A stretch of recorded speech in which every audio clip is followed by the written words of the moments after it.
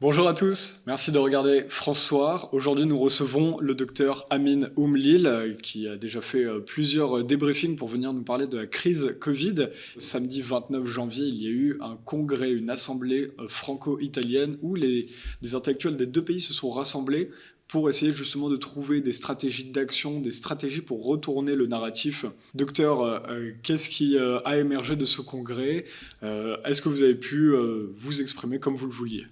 Oui, bonjour Monsieur Romain Poc. Je vous remercie pour votre invitation, pour votre nouvelle invitation. Le samedi 29 janvier, j'étais honoré de participer à cette assemblée, à cette rencontre franco-italienne. Et j'ai répondu avec plaisir à l'invitation qui m'a été envoyée par les organisateurs. Vous êtes intervenu en tant que pharmacien et juriste, du coup. Tout à fait. Rappelons que vous êtes responsable de la pharmacovigilance à l'hôpital de Cholet. En fait, je suis intervenu en tant que pharmacien et avec mon œil aussi de quelqu'un qui a fait des études de droit et notamment en droit de la santé. Donc j'ai pu présenter essentiellement, j'ai fait en fait un état des lieux de toutes les distorsions qui ont été relevées depuis le début de la crise liée à la Covid-19. Distorsion, ça veut dire comment est-ce que les chiffres sont manipulés, les discours transformés, c'est ça? En fait, oui, c'est des distorsions. Par exemple, on a assisté à un véritable travestissement du sens des mots et un pervertissement du raisonnement. C'est-à-dire qu'on prend des décisions et ensuite, on essaie d'élaborer une démonstration, un raisonnement qui n'est en fait qu'un alibi pour venir essayer en tout cas de démontrer la validité de la conclusion. Donc, alors qu'en principe, on doit adopter un raisonnement analytique, logique, pour arriver à une conclusion. Vous voulez dire que là, ils avaient leurs objectifs en tête et ils ont juste manipulé les mots et les chiffres pour arriver à la conclusion qu'ils voulaient, Eh bien, le gouvernement. je vais donner quelques exemples. D'accord. En décembre 2020, la Haute Autorité de Santé a écrit que nous n'avions pas assez de données suite aux essais cliniques concernant le vaccin contre la Covid-19 chez les personnes de plus de 75 ans. Et dans la conclusion, il a été recommandé de commencer la vaccination chez ces personnes. Ça, c'est inédit aussi. Ensuite, on a eu le même problème avec les immunodéprimés, où l'autorisation de mise sur le marché conditionnel nous dit, dans une rubrique intitulée « Mise en garde spéciale », qu'il déconseillait l'administration de ces produits chez les immunodéprimés ou chez les personnes qui prennent des médicaments immunosuppresseurs, comme par exemple chez les personnes qui ont des greffes d'organes. Eh bien, nous, on a reçu des notes qu'on pouvait aller jusqu'à 3 doses. Et la même logique s'est poursuivie chez les femmes enceintes, les femmes qui allaitent et récemment les enfants. Donc en fait, voilà, il n'y a pas de... Théoriquement, lorsqu'on n'a pas assez de données ou lorsqu'on n'a pas de données du tout, on ne peut pas recommander l'administration d'un médicament, qu'il soit d'ailleurs vaccin ou autre, comprimé, n'importe quel médicament. C'est soit on a les données et on peut proposer le médicament à la personne, soit on n'a pas les données et on s'abstient. Qu'est-ce qui est ressorti de ce congrès? Est-ce qu'il y a eu des stratégies d'action et une stratégie pour retourner justement cette narration qui vous a parlé? Il y a eu plusieurs propositions, plusieurs idées, et pour ma part, moi, je reste fixé sur le fait qu'il faut il faut mobiliser le droit, c'est-à-dire il faut rester dans un cadre légal, continuer à essayer d'informer. Pour moi, le cœur du litige, la solution vraiment première, doit se situer au niveau de l'information. Voilà, l'information du public qui doit être claire, loyale et appropriée, comme le dit le Code santé publique, sur le rapport bénéfice-risque, sur les incertitudes qui demeurent sur ces produits. Et puis, en faisant cela, eh bien, on respecte le consentement libre et éclairé de la personne. Et ce faisant, eh bien, on sauvegarde la dignité de la personne humaine. Mais alors pour l'instant, il y a eu, nous on a reçu sur ce plateau énormément de scientifiques, de médecins qui viennent expliquer justement à peu près ce que vous dites, mais les batailles au tribunal, lors des procès, il n'y a pas eu beaucoup de victoires pour les gens de votre sens. Vous croyez toujours, en tant que juriste, hein, justement, dans la justice, aujourd'hui en France, pour se battre sur ces sujets-là? Il y a deux choses. Il y a le droit et il y a l'application du droit. Et il est vrai que pour l'instant, les recours qui ont été introduits auprès de la juridiction administrative, eh bien les résultats sont décevants. Mais le problème, c'est qu'il y a des décisions qui ont été rendues et qui ne sont pas, à mon sens, qui ne sont pas suffisamment motivées. Je prends un exemple.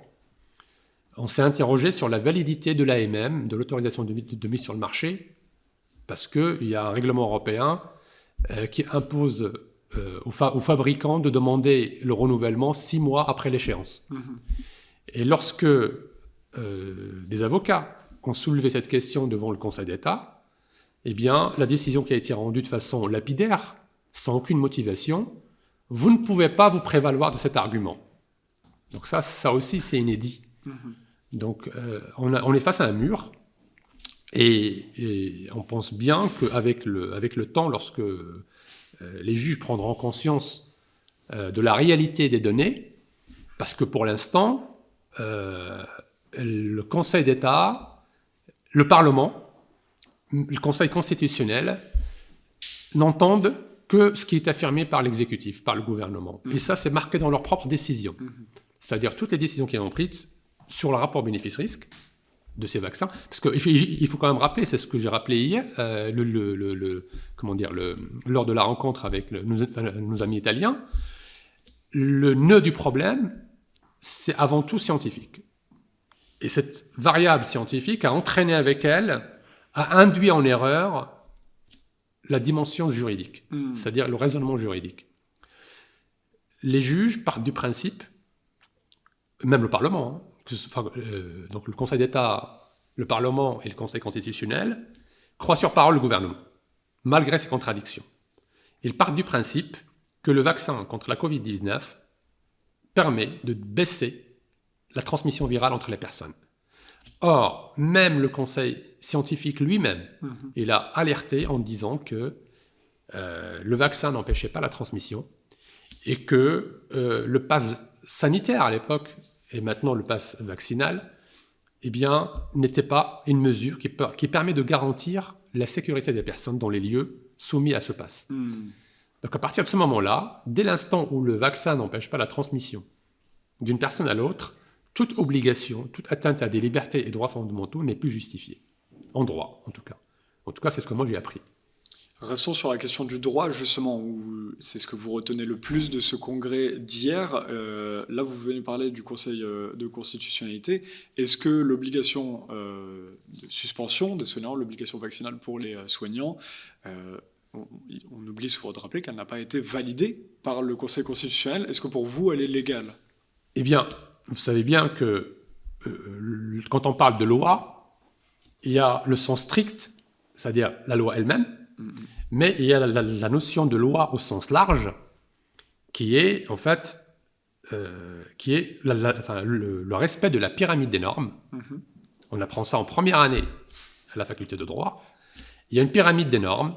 Le décret doit respecter la loi qui lui est supérieure. La loi doit respecter la Constitution qui lui est supérieure. Et depuis maintenant plusieurs années, il y a aussi le droit européen et les conventions internationales, le droit international. Et il y a aussi le droit naturel qui a été évoqué hier. Donc, la loi, jusqu'à présent, la loi du 5 août 2021, contrairement à ce qui a été dit partout, relayé partout, y compris par des établissements de santé auprès de leur personnel, y compris par la presse traditionnelle, eh bien, la loi du 5 août 2021, sur la partie qui concerne l'obligation vaccinale des soignants, et pas que les soignants, d'autres professionnels tels que les pompiers, etc., eh bien, l'article 12 et une partie de l'article 14 qui consacre les sanctions, notamment l'interdiction d'exercice, n'a jamais été validé par le Conseil constitutionnel. Donc, je vous le redis, article 12 et une partie de l'article 14 de cette loi n'ont jamais été vérifiés. Leur constitutionnalité n'a pas été vérifiée par le Conseil constitutionnel. Et vous dites qu'il y a des institutions officielles qui ont fait, même dans leurs notes, ont marqué que c'était officiel. Que c'était constitutionnel. Par exemple, dans l'établissement où je travaille, ils ont diffusé des notes. Sous réserve de validation par le Conseil constitutionnel, vous serez obligé de vous vacciner. Et dès que le Conseil constitutionnel a rendu sa décision le 5 août, ils ont dit maintenant l'obligation est opérationnelle. Et si vous ne vaccinez pas, vous serez suspendu. Et moi, personnellement, j'ai été aussi suspendu pendant une durée non significative, significative, c'est-à-dire j'ai été suspendu pratiquement un mois et demi. Et d'ailleurs, vous avez été réintégré. Est-ce que vous souhaitez rappeler comment est-ce que vous avez été réintégré Je ne peux pas l'aborder publiquement parce que ça m'obligerait à dévoiler des éléments de mon dossier médical. Et comme vous le savez, je tiens à quelle que soit la personne. Et puis, je ne veux pas non plus influencer, de par mon choix, telle ou telle personne. Et je tiens à rappeler que quand je m'exprime sur un médicament, je fais abstraction de mon avis personnel. C'est-à-dire que ce que moi je ferais, là je vous parle, rien ne vous démontre que je n'ai pas été vacciné. Si j'ai envie de me vacciner, ça ne regarde que moi et mon médecin. Et ça n'empêche pas que je puisse tenir un discours que j'estime objectif, sur des éléments vérifiables, sur le bénéfice, sur les risques. Bien sûr. On va rester sur la question juridique pour l'instant, parce qu'il y a beaucoup de choses à dire sur la constitutionnalité des lois qui sont en ce moment appliquées. Justement, pour vous donner la preuve que n'a jamais été validée, dans le cadre de ma suspension, j'ai introduit un recours qui est maintenant rendu au Conseil d'État. Et à cette occasion, j'ai soulevé ce qu'on appelle une question prioritaire de constitutionnalité. Eh bien, le 17 janvier dernier, la Chambre 5 et la Chambre 6 réunies du Conseil d'État ont étudié la question pour savoir s'ils doivent la transmettre ou non au Conseil constitutionnel. Et le fait qu'il y ait deux chambres du Conseil d'État qui se réunissent sur cette question, et si j'ai bien compris, il n'y avait pas que ma question, il y avait les éléments apportés par deux autres requérants, eh bien ça montre que le Conseil d'État, peut-être, commence à prendre au sérieux cet élément.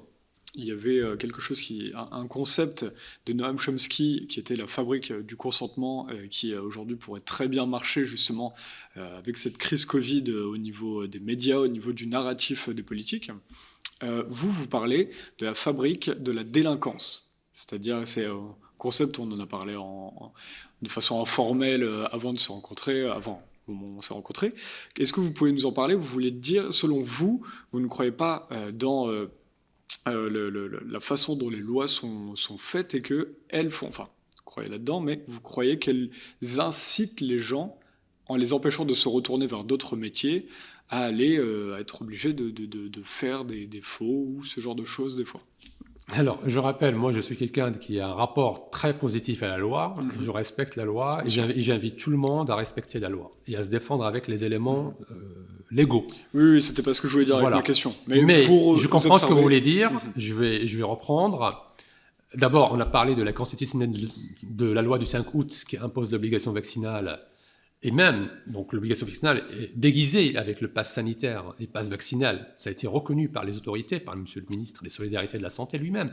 Il a dit que c'était une manière de pousser les gens à se vacciner. Donc c'est une obligation déguisée. Eh bien, on n'a pas parlé du volet contrôle de cette loi par rapport au droit européen. Imaginons demain, le Conseil d'État transmet la question au Conseil constitutionnel qui nous répond « elle est constitutionnelle ». Et il n'en demeure pas moins qu'on aura un autre moyen de défense, c'est-à-dire on va demander au juge ordinaire, c'est-à-dire le juge de première instance, de grande instance, de premier niveau et deuxième niveau, on va leur demander de confronter cette loi par rapport au droit européen et par rapport aux conventions internationales. C'est ce qu'on appelle le contrôle de conventionnalité. Et là, c'est pas le Conseil d'État, c'est pas le Conseil constitutionnel qui est compétent, c'est tout juge administratif, judiciaire, il va dire, par exemple, il peut constater que cette obligation vaccinale est contraire au droit européen et aux conventions internationales, par exemple la convention d'Oviedo, qui consacre le consentement libre et éclairé. Ratifié en 2012 aussi par la France, Oviedo. Ça a été le début du processus de ratification a commencé, je crois, en 97, et puis elle est entrée en vigueur en 2012, effectivement. Et elle n'est pas du tout respectée aujourd'hui. Pour ma part, non. Et tous les juristes sont unanimes. Enfin, ils constatent, en tout cas ceux que j'ai pu lire, il y a des publications par des professeurs agrégés de droit public et par d'autres professeurs qui ont publié dans le Figaro, etc. Eh bien, pour ma part, cette loi, en ce qui me concerne, n'est pas constitutionnelle et elle est inconventionnelle. Dans ce cas-là, pourquoi est-ce que le peuple ne prend pas la charte d'Oviedo pour se défendre ses droits au niveau international? Pour l'instant, on a un problème d'accès aux juges, d'accès au droit. Voilà. Vous voyez bien que la question est devenue, à mon sens, plus politique que juridique ou scientifique. Et pour répondre à votre question, donc je rentre sur le... Donc une fois qu'on aura... Donc, juste pour dire, il y a le contrôle de constitutionnalité et il y a le contrôle de conventionnalité. Ça, c'est pas encore épuisé. Ce sont des recours qui ne sont pas du tout... Ils n'ont même pas commencé. Et là, je vous ai parlé que de la juridiction administrative. Après, il y a des plaintes pénales qui sont déposées. Donc là, c'est une autre dimension, si vous voulez. Donc, concernant la fabrique des délinquants, vous avez bien vu ce qui se passe. C'est-à-dire que cette obligation vaccinale, par exemple, pour les personnes qui travaillent dans les hôpitaux, par exemple, les agents publics, les praticiens hospitaliers, par exemple, qu'ils soient médecins ou pharmaciens, les infirmières, etc., les aides-soignantes, etc. Eh bien, on est suspendu, on ne peut plus travailler avec suspension immédiate de notre rémunération et interdiction d'exercer toute autre activité rémunérée. Alors ça, c'est un point que beaucoup ignorent. Moi, c'était aussi en parlant avec vous, je ne savais pas, c'est que vous n'avez pas le droit de cumuler d'autres activités. Quand on est dans la fonction publique hospitalière, on n'a pas le droit de cumuler les activités, sauf dérogation. Parce qu'on a vu beaucoup d'infirmières, mais d'autres qui étaient peut-être en indépendants et tout ça, qui ont parti, moi j'en ai appelé, qui se sont retrouvés à l'usine. Mais là, vous dites ceux qui travaillent dans les hôpitaux ne peuvent dans pas la fonction publique, ne peuvent pas se retourner. On peut pas. C'est marqué, on a eu des notes, si vous voulez, écrites de la Ceux direction. dans le privé, ils peuvent se... Privé, c'est pas le même statut. Voilà, incroyable. Voilà. Mais bien sûr qu'il y a des discriminations sur tous les plans. Je peux même vous dire aussi que nous, à l'hôpital où je travaille, on a été suspendus moi personnellement, dès le 15 septembre. Donc attendez, ça veut dire qu'un généraliste dans le privé ou dans le public, il n'a pas le droit d'aller travailler, on en parlait avant l'émission, on prenait l'exemple d'aller travailler à Carrefour par exemple, enfin, dans un supermarché, d'aller travailler dans un supermarché comme caissier. Lui, il n'a pas le droit d'y aller parce que dans la loi, il pourrait propager le Covid ou ce genre de truc. Mais un médecin généraliste du privé, là, il n'y a pas de problème. Il peut aller travailler comme caissier dans n'importe quel supermarché. Il me semble. Moi, il n'est pas dangereux dans l'idée. Il y a mieux que ça, si vous voulez. Début janvier, là, le 4 janvier 2022. Le 4 janvier 2022. On a reçu une note comme quoi le personnel contaminé, qu'il soit cas contact ou positif au Covid, il peut travailler s'il n'a pas de symptômes, moyennant le respect des gestes barrières. Donc ça veut dire qu'ils ont constaté que le vaccin, alors que presque quasiment, toutes les personnes ils sont en accord avec les obligations vaccinales. Et malgré ça, maintenant ils constatent que le vaccin n'empêche pas la transmission virale et que par conséquent, eh bien, ils peuvent reprendre au travail. Donc il y a comme ça des contradictions dans les décisions. Mais pour revenir à votre question sur la fabrique des délinquants, un praticien hospitalier ou une infirmière qui ne peut plus travailler, qui ne peut plus gagner de quoi manger, qu'est-ce qu'elle doit faire? Elle aura le choix entre ne pas respecter la loi du 5 août, c'est-à-dire elle va aller travailler quand même, pour vivre.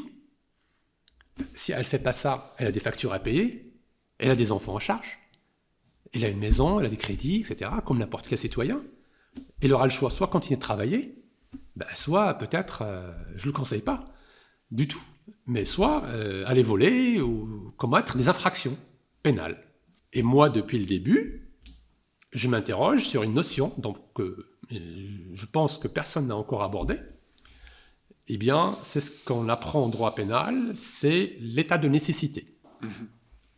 C'est-à-dire que... Ça, c'est une notion qu'on a peu entendue. Là, c'est dans le droit, on va parler d'état de nécessité. C'est ce qu'on appelle, en droit pénal, un fait justificatif. C'est-à-dire c'est une exonération de responsabilité pénale sous certaines conditions. Mais c'est à manier avec précaution.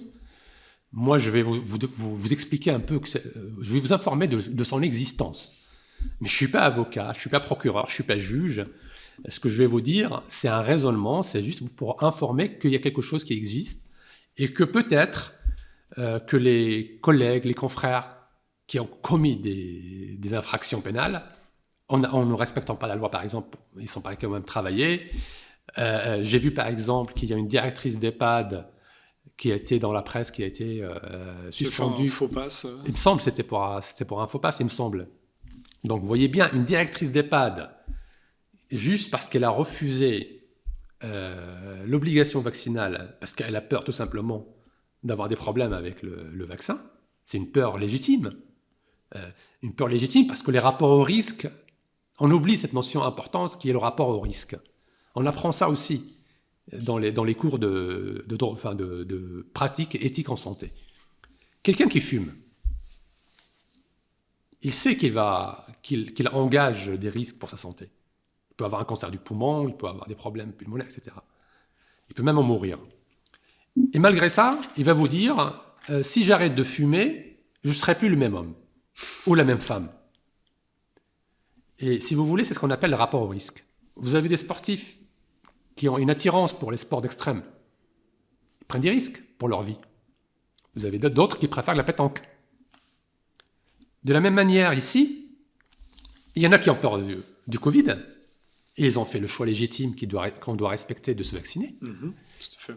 Et il y a d'autres qui ont plus peur du vaccin, et on doit respecter leur choix. Donc une directrice d'EHPAD, des cardiologues. Pardon, mais ça c'est très important, parce que du coup, nous c'est pareil, il y a énormément de gens sur les réseaux qui vont reprocher à François, et puis aussi au docteur Amin Oumlil et à plein d'autres intervenants, qui vont nous reprocher de dire on veut trop rassurer, on veut faire tout ça. Vous dites c'est là maintenant. Ouais, on peut entendre la peur qu'ont les gens du Covid, mais il faut aussi entendre la peur qu'ont les gens des vaccins. Mais ça on le dit depuis le début. On l'entend pas assez. Oui, mais toutes mes interventions sur François notamment, bien sûr, ça a toujours été basé sur le consentement libre et éclairé. Parce que je vous dis encore une fois, c'est la dignité de la personne humaine qui est en jeu. Voilà. Et notre appartenance à l'espèce humaine fait qu'on a des droits qui sont au-dessus de tout, ce qu'on appelle les droits naturels, qui sont inaliénables, et on ne peut pas porter atteinte à ces droits. Le droit de respirer, le droit de manger, le droit de travailler. Interdire à quelqu'un de travailler, c'est un recul de je ne sais pas combien d'années, c'est un siècle de recul en droit du travail.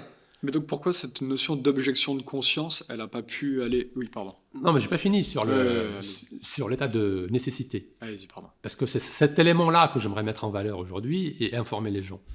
C'est quoi l'état de nécessité ? La première trace de cet état de nécessité, de cette notion, date de la fin du 19e siècle. C'est-à-dire, il y avait ce qu'on appelle, on l'appelle le bon juge Magnaud, Paul Magnaud, Magnaud, il me semble.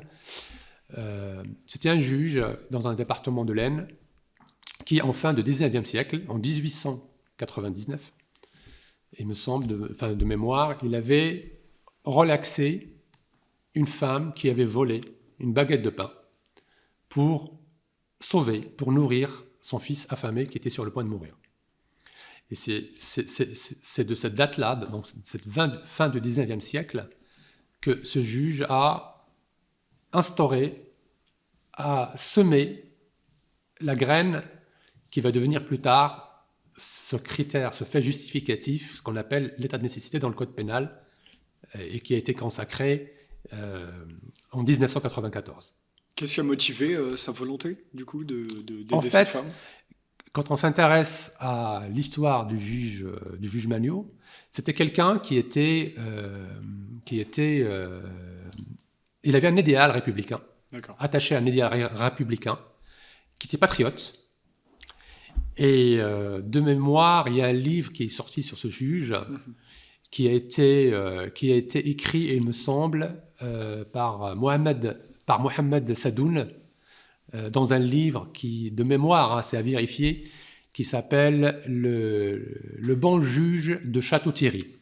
Parce que ce que je ne vous ai pas dit, dans l'Aisne, c'était dans la commune française de Château-Thierry. Okay. C'est ce qu'on appelle l'affaire de Château-Thierry et le bon juge Magniot. Et ensuite, il y a eu un arrêt fondamental, célèbre arrêt. Alors, juste avant cet arrêt, il avait dit une phrase, ce juge, je crois, oui, pour justifier. Justement. Alors lui, il a dit, parce qu'en fait, sa décision a été controversée, a été contestée par certains juristes. Et lui, il aurait dit, donc je cite, j'ai incliné la justice pour les petits, j'ai incliné la justice pour les petits, pour les déshérités de la vie. Alors, c'était qui les déshérités de la vie? C'était la femme. C'était les pauvres. Voilà, c'était les pauvres. C'est la femme qui a volé du pain pour sauver la vie de son fils. Et c'est en 1858, donc plusieurs dizaines d'années plus tard, c'est-à-dire au XXe siècle, au milieu du XXe siècle, qu'il y a eu un arrêt célèbre, qui est l'arrêt Lesage, en 1958, qui est venu fixer les conditions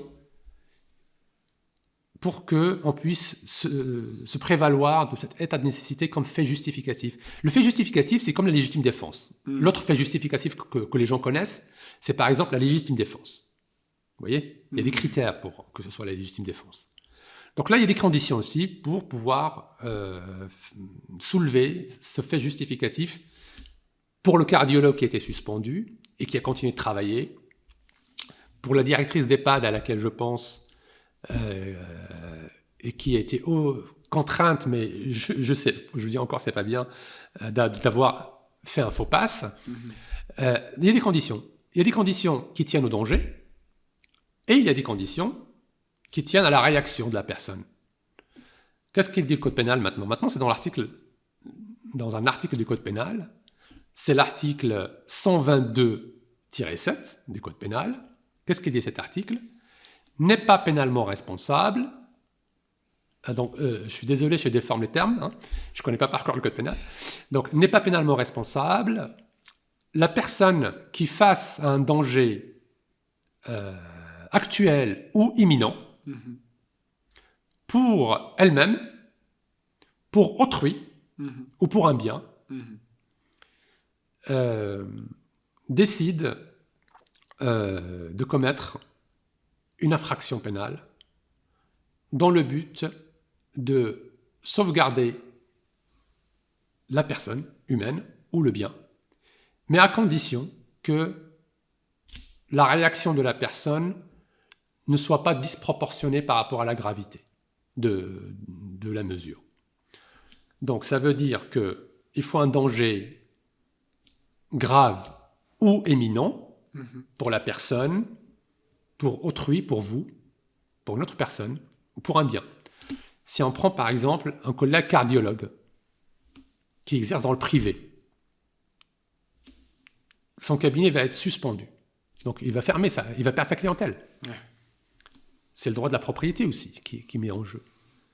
Donc, est-ce que le juge pourrait... Donc, moi, je vous présente le raisonnement, mais je ne suis pas juge. Moi, je ne dis pas que ce que je vais vous dire, il va être appliqué par un juge après, j'en sais rien. Bien sûr, ouais.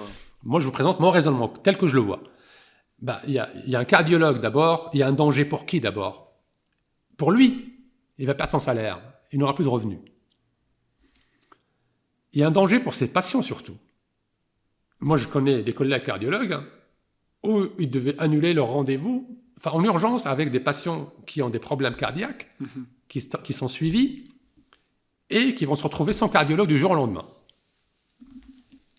Et il y a un danger pour le bien, qui est la propriété, qui est la clientèle. C'est-à-dire qu'il doit liquider sa clientèle. Ouais. Donc, ce danger, il me semble qu'il est actuel, voire imminent. Ensuite, il y a la réaction de la personne. Qu'est-ce que ce cardiologue peut faire ? Il faut qu'il agisse de façon proportionnée. C'est-à-dire, il aura le choix soit de continuer de travailler, parce qu'il estime que ses patients sont en danger, il va enfreindre la loi du 5 août, mais il l'a enfreint pour préserver un intérêt supérieur. Mais il l'a enfreint en connaissance de cause. C'est-à-dire de façon objective, sur des éléments objectifs. Il voit qu'il y a un problème, il sait, il a connaissance qu'il fait voilà, et par nécessité, c'est parce que c'est nécessaire, et parce que le fait de continuer de travailler, c'est proportionné. Enfin, je veux dire, c'est pas... Il va pas aller braquer une banque. Ouais. Vous voyez ce que je veux dire? La dame qui a été relaxée par le juge Magnot, elle a volé juste une baguette de pain. Elle n'a pas été braquer une banque. Bien sûr. Vous voyez ce que je veux dire, la proportionnalité? Oui. Voilà. Et donc, danger grave ou imminent, pour la personne humaine, pour un bien, la réaction doit être proportionnée et nécessaire. Et après, c'est au juge d'apprécier. Mais j'aimerais vraiment soulever ça parce que on pousse les gens, c'est quand même des médecins, c'est quand même des infirmières, des aides-soignants qui sont dévoués pour leur profession et qui, du jour au lendemain, ils sont mis dans une position qui pourrait les pousser à commettre des actes regrettables de délinquance. Parce que violer une loi, c'est un acte de délinquance.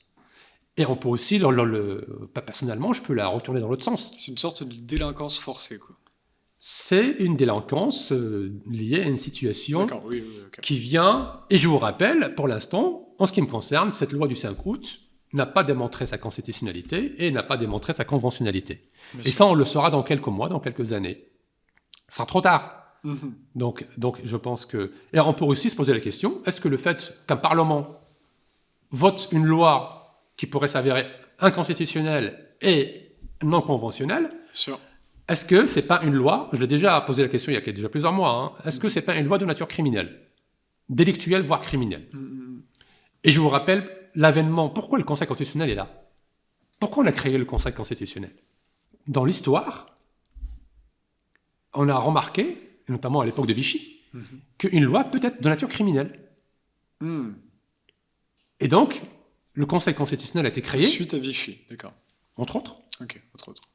Et on a remarqué, donc, il fallait... À l'époque, la loi était sacrée. C'était un siècle qui sacralisait la loi. D'accord.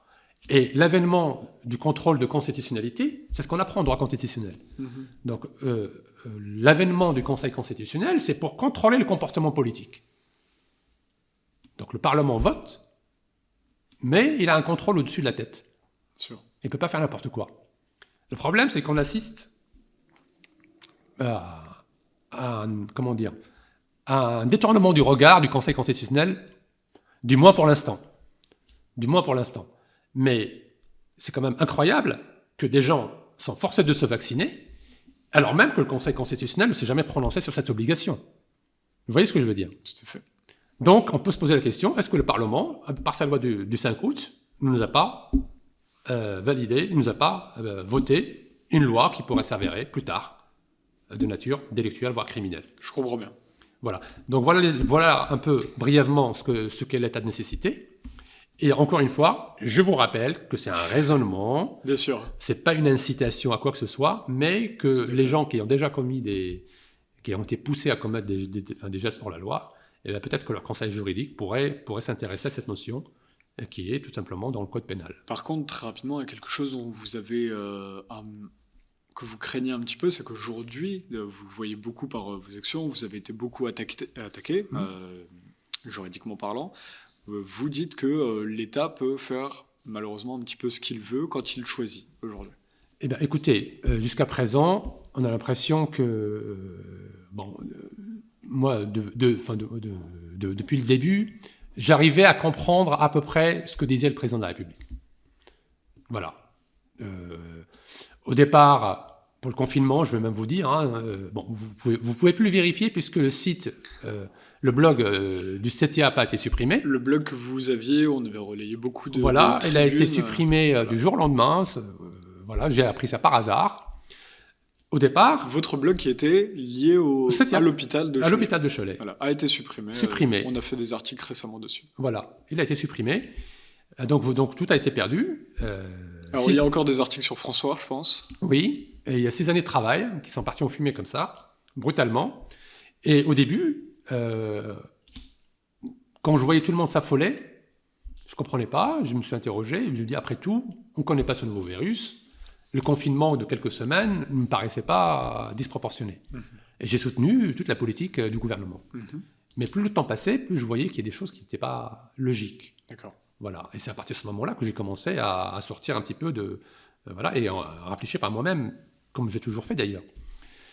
Et pour répondre à votre question, ce qu'on observe, c'est qu'il n'y a plus de contre-pouvoir. Non, une démocratie, c'est normalement la séparation des pouvoirs. C'est un régime politique qui fait partie des régimes de séparation des pouvoirs. Vous avez au moins 3 pouvoirs. Vous avez le pouvoir politique, l'exécutif, vous avez le pouvoir législatif et le pouvoir judiciaire. Pour l'instant, on a l'impression que depuis le discours du 12 juillet 2021 du président de la République, on a l'impression qu'il suffit qu'il dise quelque chose et c'est adopté. Et tout est adopté, même à l'avance. Quand vous voyez des publications dans des articles de presse que le pass vaccinal va rentrer lundi, alors que le Conseil constitutionnel devait se prononcer avant. C'est-à-dire qu'ils n'attendent même plus la décision du Conseil constitutionnel pour commencer à dire le pass va rentrer telle date.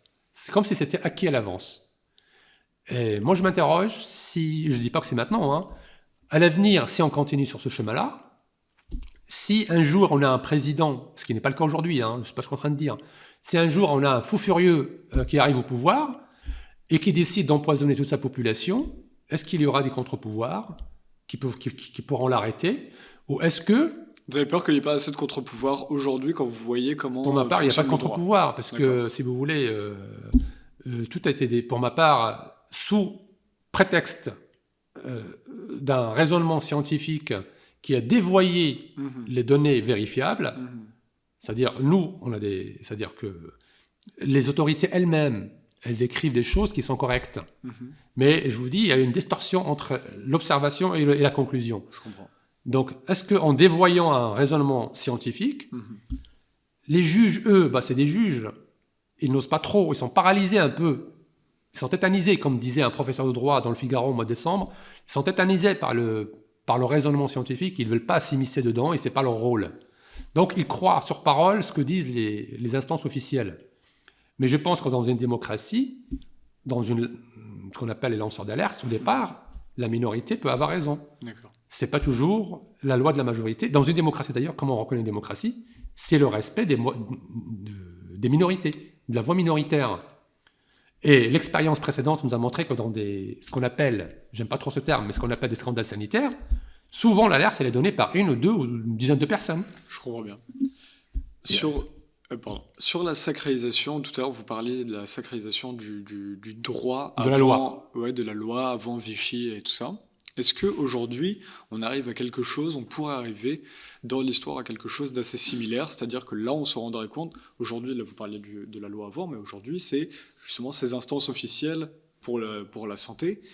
Dès qu'ils disent quelque chose, on va appliquer tout de suite, et le peuple dit non, mais c'est bon, si c'est officiel, c'est sacré, il n'y a pas de souci. Normalement, il y a un verrou qui est dans la loi, au sens large, dans le code de santé publique notamment. Ce sont les obligations qui pèsent sur les médecins et les pharmaciens. Et dès 2013, j'avais proposé un raisonnement dans un livre qui est paru, qui s'appelle Médicaments, recadrage, sans un pharmacien, t'es mort. Alors, il est ici, on peut le montrer en même temps. Voilà. C'était en 2013, chez un petit éditeur, qui a été relayé quand même par la presse locale, le Courrier de l'Ouest et Ouest France, et qui propose une simple théorie, c'est-à-dire que le médecin et le pharmacien, main dans la main, comme les invite à faire le Code de santé publique, eh bien, c'est eux qui constituent un bouclier protecteur par rapport aux patients. Parce que dans les scandales jusqu'à maintenant, c'était toujours la faute de l'industrie pharmaceutique. Et moi, je ne veux pas rentrer dans cette facilité de dire, jusqu'à maintenant, c'est très facile de taper sur l'industrie pharmaceutique. Moi, je rappelle que je n'ai aucun conflit ni aucun lien d'intérêt, je le rappelle quand même. J'allais vous poser la question, aucun, un petit peu tard. C'est aucun. Vous vous battez pour quoi? Vos intérêts? Juste pour mon métier, en fait. Je fais juste mon travail, en fait. D'accord. Ça peut paraître incroyable, mais je ne fais que mon travail. Parce que mon travail me dit quoi? En toute indépendance et toute... On a une indépendance professionnelle qui a été piétinée. Vous avez vu, c'est plus un secret, le directeur de l'hôpital s'immisce dans mon domaine d'activité. De l'hôpital de Cholet, chez vous? De l'hôpital de Cholet. Mais alors du coup, lui, il vous reproche de ne pas avoir d'intérêt, justement. Qu'est-ce qu'il vous reproche? En fait, je pense Au départ, il était très satisfait des travaux du CETIAP, de ce qu'on relayait auprès du public. On a fait des réunions sur des thématiques sensibles, comme le lévothyrox. La première réunion à l'hôpital que j'ai proposée, c'était sur le lévothyrox. Et j'avais reçu les félicitations de tout le monde parce que j'avais désamorcé le problème en expliquant aux gens d'où venait vraiment le problème. C'était un problème de ce qu'on appelle de pharmacocinétique, c'est-à-dire le devenir du médicament dans le corps humain. Et c'était un succès à la première réunion, et à partir de là, on a commencé à faire des réunions pour le public. Et dès que j'ai voulu continuer à m'exprimer de la même manière sur les vaccins contre la Covid, là, il y a un blocage. Il y a eu un blocage. Avec des arguments, d'abord l'hôpital était neutre, et puis ensuite la direction a dû subir des pressions par des tweets anonymes, et puis par des journalistes. Et notamment ceux de l'AFP, de l'Agence France-Presse Factuelle. Voilà. Et c'est à partir de ce moment-là que le directeur, il a tourné sa veste et il a commencé à attaquer frontalement le CETIAP. Il commençait à dire que c'était un blog personnel d'Amin Oumlil. Ensuite, il m'a dénoncé au ministère, au Centre national de gestion, pour que je sois sanctionné sur la base, parce qu'il me demandait d'enlever le mot hôpital de Cholet sur le CETIAP, ce que je n'ai pas fait. Bon, il n'y a pas eu de suite. Ensuite, il m'attaque, d'abord il me suspend, dans le cadre de l'obligation vaccinale. Ensuite, il m'envoie 2 recommandés pendant ma suspension pour me dire qu'il fallait que je mette immédiatement le blog hors de la vue du public. Je reprends le travail, je pensais qu'on allait se revoir pour en discuter, ben non. Et il me fait citer devant un tribunal correctionnel. Du coup, tous les griefs antérieurs ont disparu. Il ne me reproche plus qu'un seul paragraphe. Il se trouve que ce paragraphe n'est qu'un extrait d'une revue juridique qui a été publiée par un professeur de droit et qui rappelle l'origine du consentement, c'est-à-dire le procès de Nuremberg et le code de Nuremberg. Et là, il porte plainte en disant que je l'ai comparé à des nazis, ce qui n'était absolument pas le cas. Et il suffit de reprendre l'article. Et puis, début janvier, alors qu'il n'est pas venu à l'audience, ni son avocat non plus, eh bien, début janvier, il m'envoie un nouveau recommandé pour me demander de mettre le blog hors de la vue du public. Quelques jours après, le blog a été supprimé par l'hébergeur, par Google, par Blogueur. Voilà. Et tout ça s'est un peu intensifié, le conflit s'est intensifié dès qu'on a mis en place une étude sur les effets indésirables, juste un formulaire à la demande des professionnels de santé pour aider les gens à déclarer et pour lutter contre ce que tout le monde dénonce, c'est-à-dire la sous-notification en pharmacovigilance. Et à partir de là, voilà, cette étude n'était pas acceptable pour eux. Voilà. Alors c'est juste une aide apportée par le CETIAP à des médecins qui voulaient déclarer. Je comprends bien. Vos projets, du coup, par rapport à ça, est-ce que vous allez recréer un blog très rapidement ?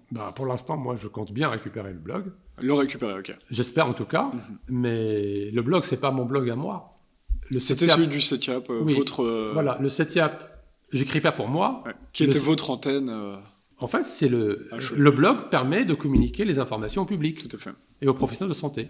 On peut recommander également ce livre. Vous avez des livres qui essaient de s'attaquer justement à la sacralisation du médicament. Vous essayez de montrer qu'il y a eu déjà aussi beaucoup de scandales, mais bien pire que... Les dysfonctionnements, ce qu'on appelle le circuit du médicament, ça ne date pas d'aujourd'hui. Voilà, ça a toujours existé depuis des années, depuis des décennies.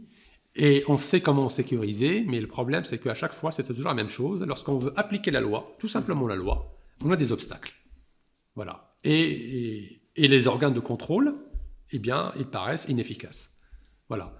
Alors que là, avec les vaccins contre la Covid, là, c'est tout simplement, on est entré dans une nouvelle dimension, dans une autre dimension, qui, pour ma part, elle est vraiment inédite.